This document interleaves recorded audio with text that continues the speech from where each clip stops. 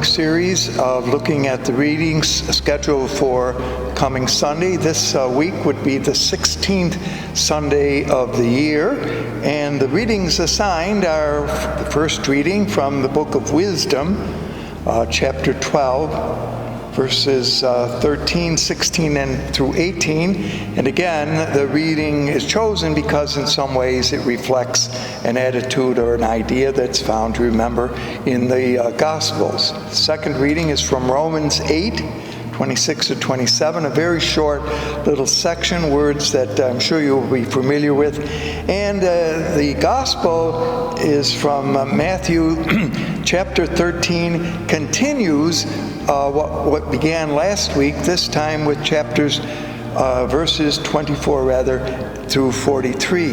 Now, this whole chapter contains a series of parables which picture Jesus, as we mentioned, I think last time and before, as a great teacher, as a rabbi.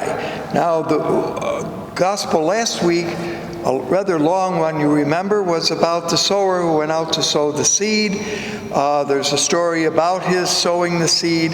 There's an explanation as to why Jesus taught in parables, and the reason there was that some would understand, others would reject.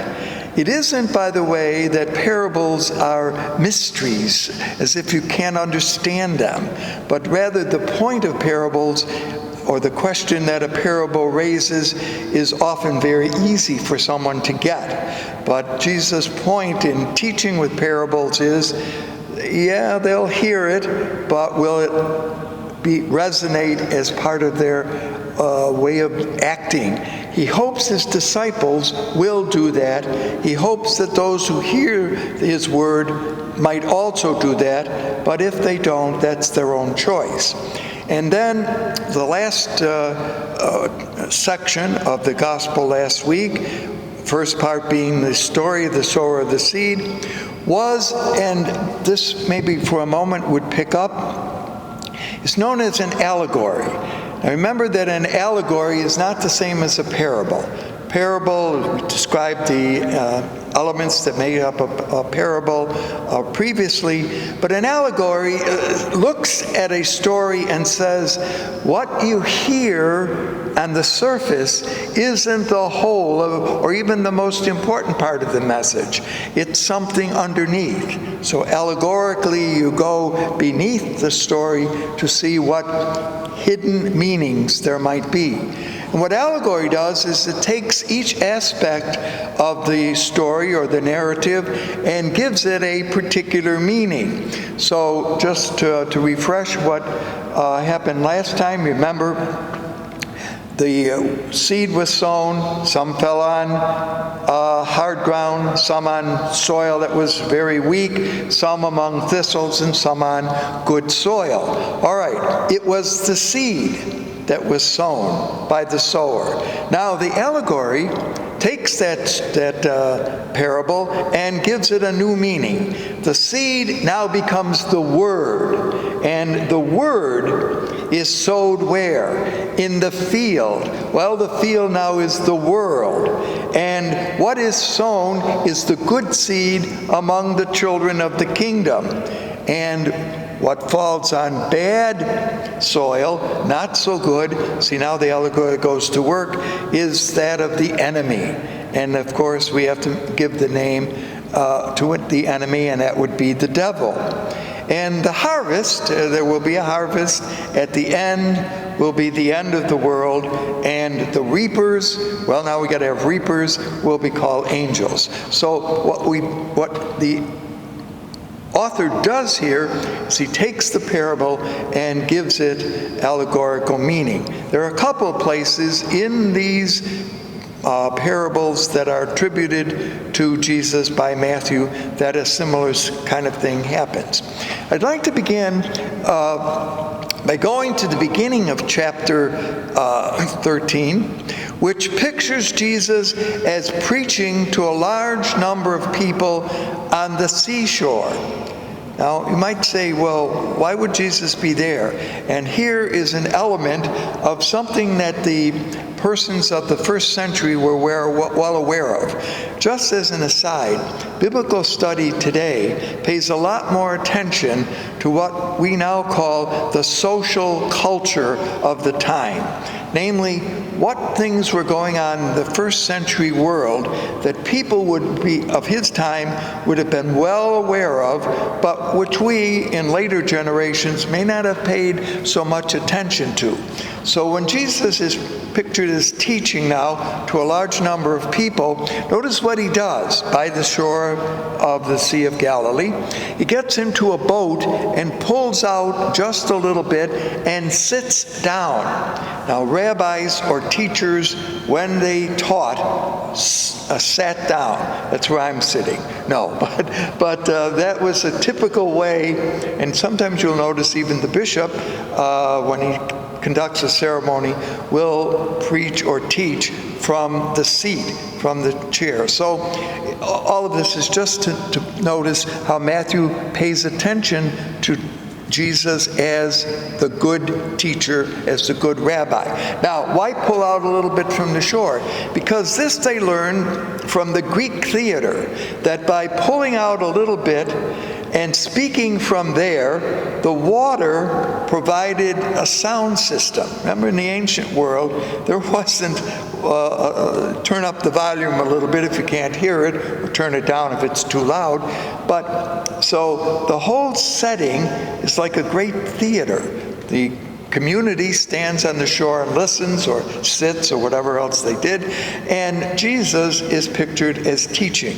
So as this chapter begins, there's something to notice. And as I have mentioned,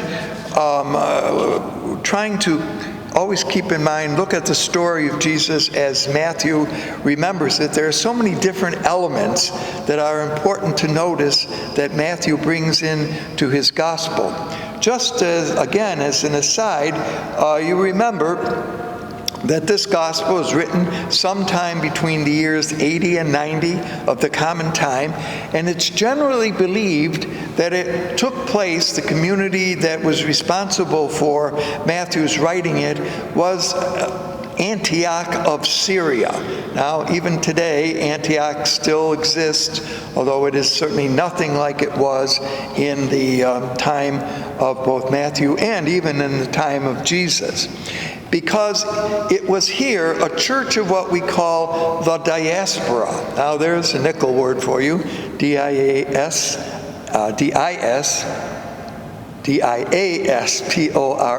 I never was a good speller. But the diaspora or diasporic Jews were any members of the Jewish community who did not live in the Holy Land.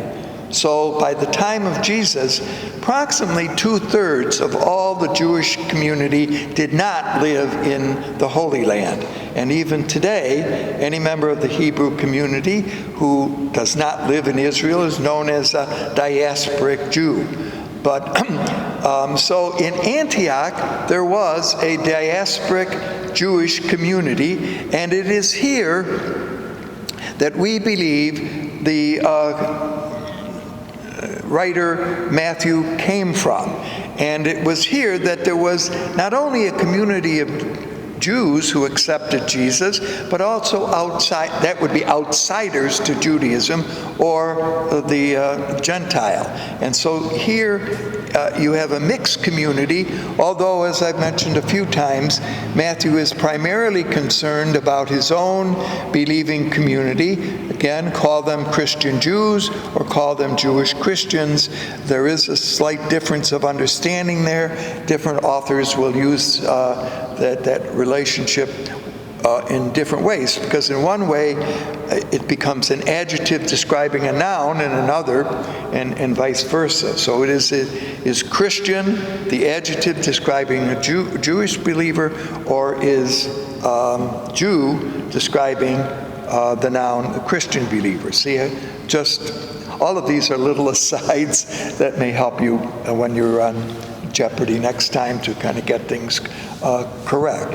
So the community of believers at Antioch would have been an urban community, Many Jews of Jesus' time tended, when they spread around the Mediterranean, to settle in cities, where in the Holy Land they most likely would have been more agricultural.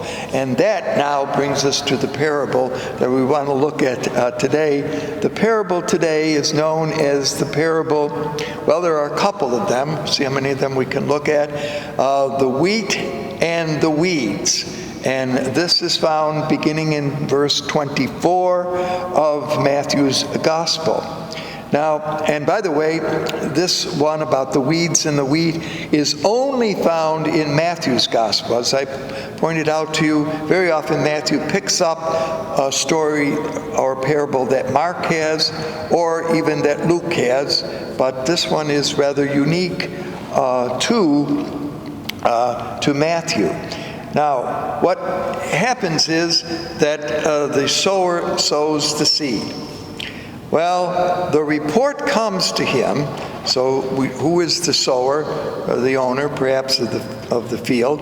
The report comes to him from one of his householders, from one of his servants, to say, Master, we notice that growing up with the wheat that you did plant good wheat seed, didn't you? We did notice that there's growing up weeds. And what do you want us to do? Now, this is an interesting, different interpretations of this parable have taken place. Well, the response, by the way, so that you just kind of quickly be reminded of this, the response is, they say, that is the workers in the field, should we pull up the weeds? And the owner says, no, if you pull up the weeds, you might pull up the wheat also. Let them both grow together, and when harvest time comes, then go out and go after the weeds, bundle them up and torch them, and put the wheat into the grain, and we'll thresh that and have the what we're looking for. Well, many interpret this, the simple way of interpreting this parable is that the message that is being driven home here is be patient. The tendency is to root out what shouldn't be there, what doesn't belong immediately. The owner says, let it go, and we'll see what happens in at harvest time. Now, it is true that in this time there was a seed called darnel that often looked like wheat as it began to grow up. So it would be very difficult to say this is the weed and this is the wheat. So there's a certain wisdom, again, Jesus is often pictured as a wisdom teacher, a certain wisdom that the householder says, let them both grow together. Don't be too quick to decide what belongs and what doesn't belong. Could there be another message there that Matthew's Jesus is trying to say to his own community? Are there some members of our own community who are not doing the right things, who really we need to get rid of? And the wisdom would be, let's let it go for a while. So one way to interpret this part of the parable is that the message is addressed to the believing community of Matthew. Or could it be to the larger outside world? Are they the ones that are the weeds? Well, how do you go pull them out? So that wouldn't be so easy to do. So obviously there is a tendency to struggle between the weed and the wheat as is here. Now, what also happens with this parable, as happened with the sower and the seed, is that there is an allegorical interpretation. So sometime later on, perhaps this is what Matthew does with this parable of Jesus, is he gives it, remember, underlying meanings to things. What would his community be undergoing?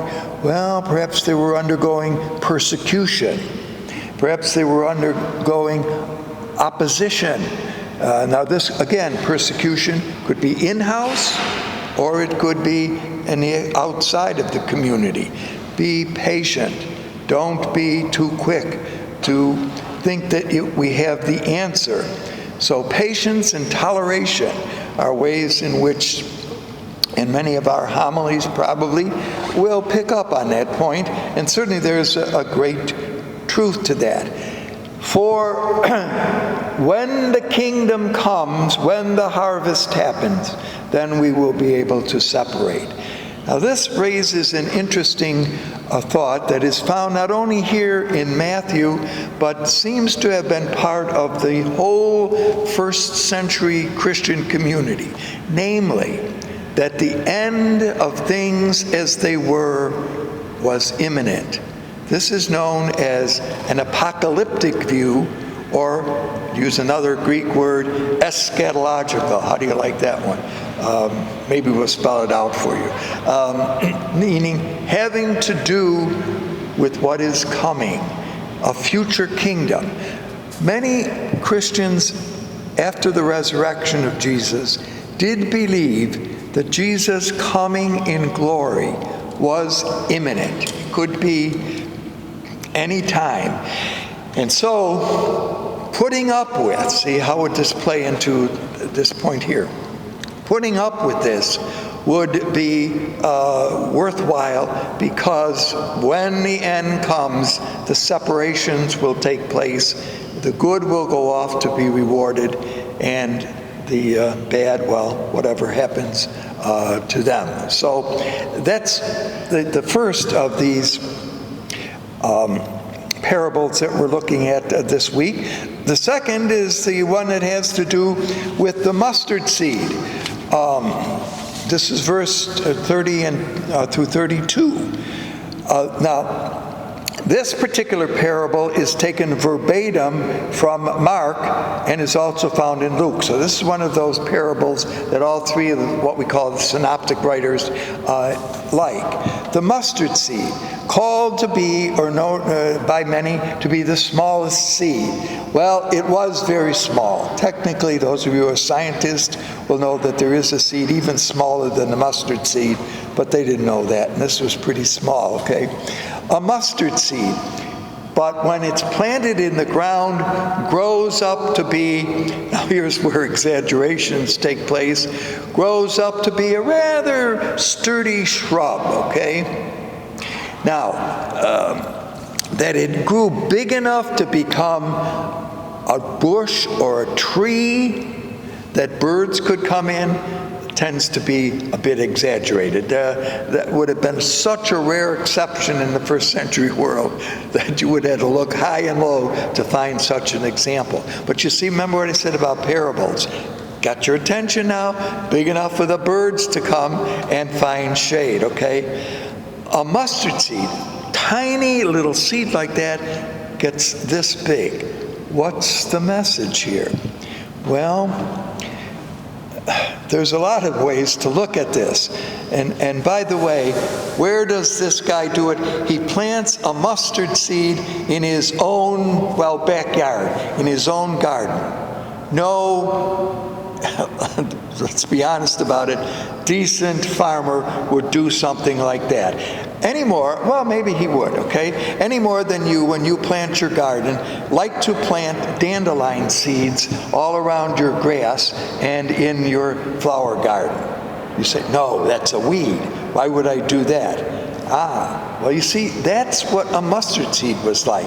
It had the ability, once it was planted, to take root, and it was tough to get rid of. So you really, and what it could do, when mustard seed kind of spread, is choke out the other things that you had planted there. So no right-minded farmer would really plant a mustard seed, unless he would just wanted a whole backyard of mustard seeds, but there wasn't much to be gained from that. So that's one way to look at this from, as I say, a botanical point of view. It was almost an impossibility for it to become a tree. Not only a bush, but a tree. So got it, got your attention, but from something little that huge thing developed. And as I say, mustard seeds were very difficult to eradicate from the soil once they took root. So it wasn't even something you had to plant every year. It had almost a perennial aspect to it. And from something little. Now, matching this is the second little parable of the leaven or the yeast. And what is pictured here is a woman takes 3 measures of leaven or yeast and bakes them. And if that were true, now 3 measures of leaven would be about 50 pounds, just in case you think she's baking for a big group, and it would be enough bread to feed hundreds of people.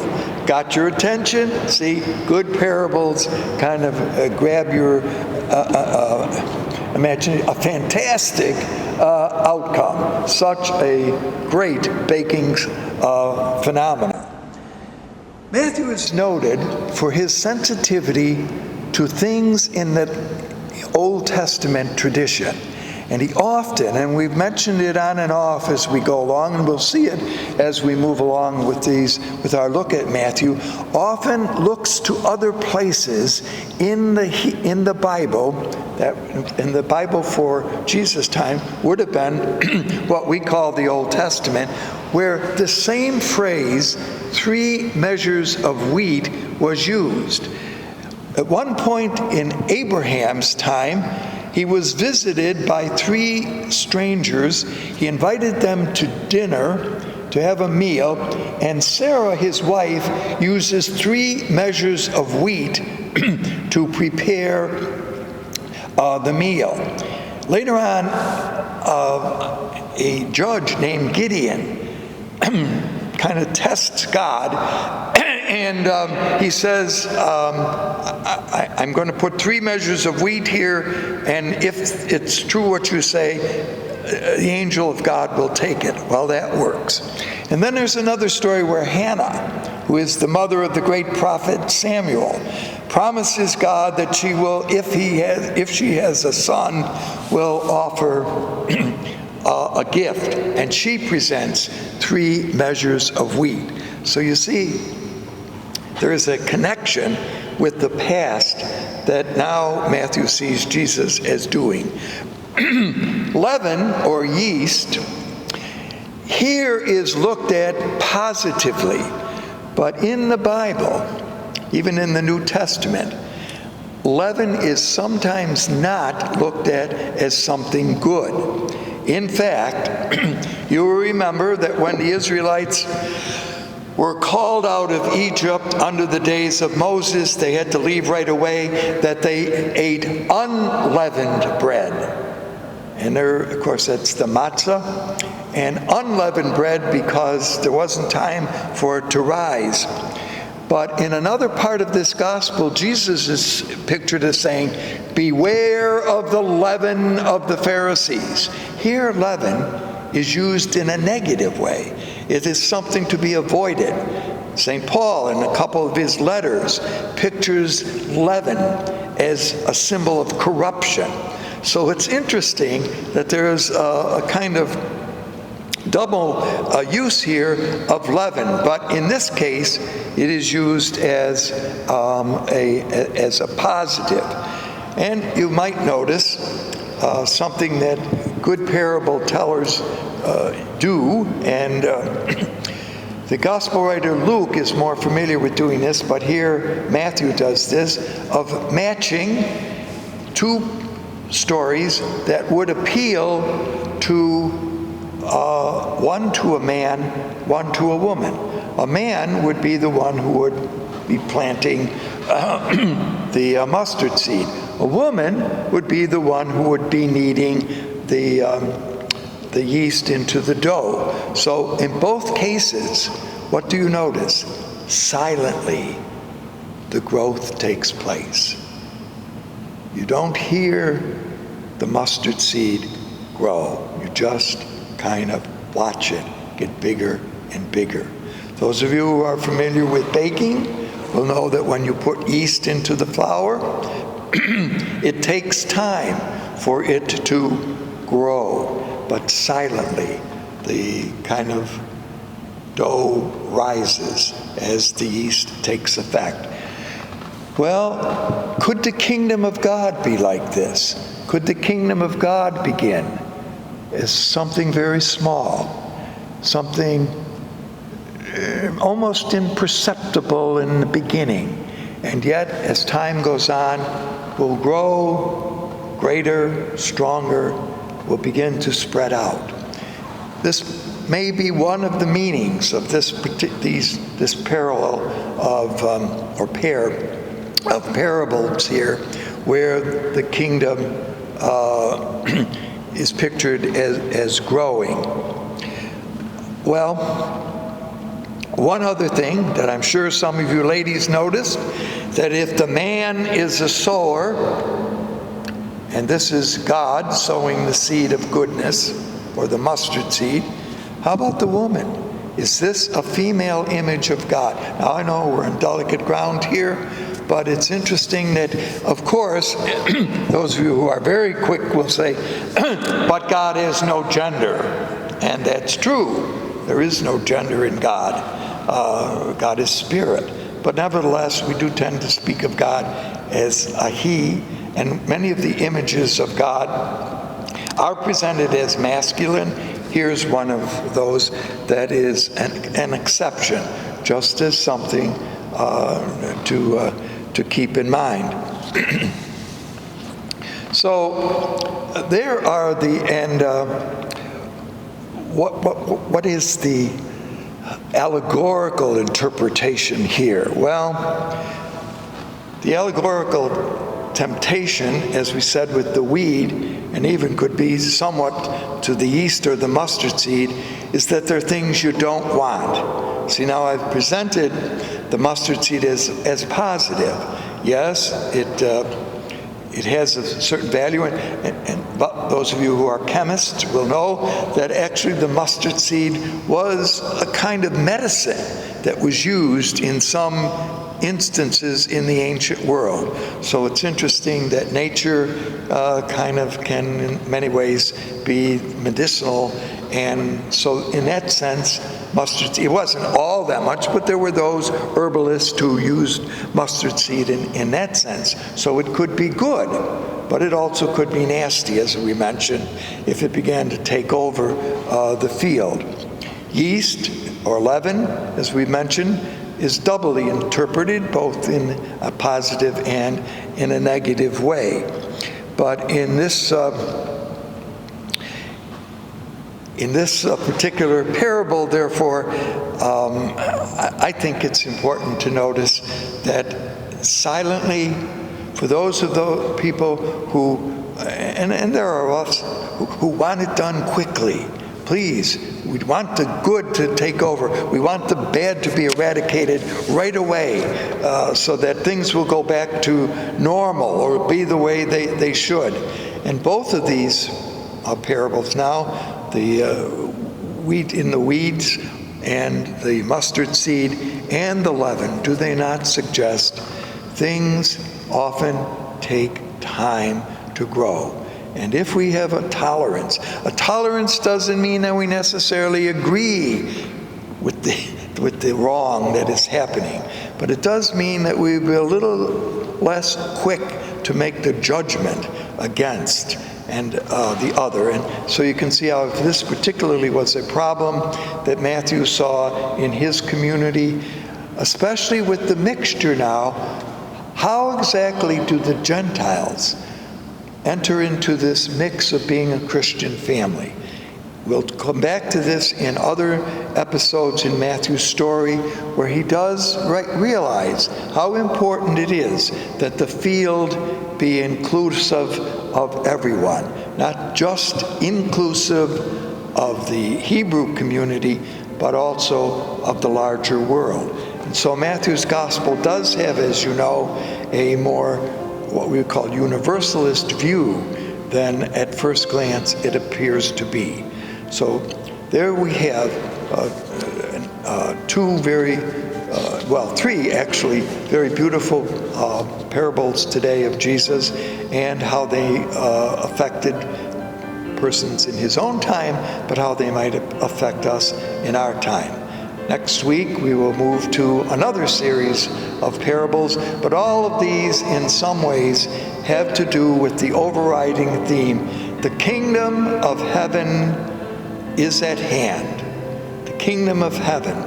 And by this, Matthew, although he is still looking to the future, still seeing what he hopes will happen, is also emphasizing God's kingdom is happening now. The growth is occurring silently, quietly, but really. And may that be true of us as we move forward, carrying the seeds of his goodness in our hearts. Thank you for being with us, and we'll see you next time.